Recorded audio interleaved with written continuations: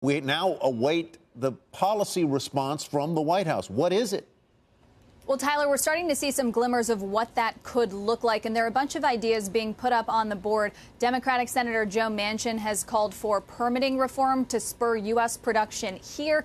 We also have a statement from the White House suggesting and calling on Congress to essentially lessen OPEC's power, potentially pursuing some changes in antitrust law to be able to essentially take some of the power away from OPEC. That is a very difficult thing to do, but it is something that the White House has put on the table. And then there is this in a statement earlier today, a joint statement from the National Security Council and the National Economic Council saying the president will continue to direct strategic petroleum reserve releases as appropriate to protect American consumers and promote energy security. And he's directing the Secretary of Energy to explore any additional responsible actions to continue increasing domestic production in the immediate term. Now, this is a change in posture from just yesterday for the Biden administration when the press secretary said definitively there would be no additional releases being considered from the Strategic Petroleum Reserve. And certainly now the president and his top aides are leaving the door open to pursuing that, even as they have lengthened the process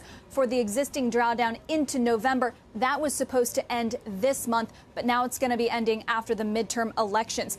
For its part, Gas Buddy, Patrick DeHaan over there says that the impact on the OPEC decision could be between 15 and 30 cents per gallon at the pump for American consumers. And while that's just a fraction of the decrease that the administration has been touting in recent months, it certainly undercuts the message of the White House and Democrats as they hit the campaign trail, trying to argue that they have been easing these price pressures, not seeing them go the other way around. That's why the White House had a concerted effort in recent days, an 11th hour effort to try to convince counterparts overseas, members of Congress, as well as companies operating in the industry, that there would be drastic effects on the economy. But clearly that's a message that OPEC fell on deaf ears.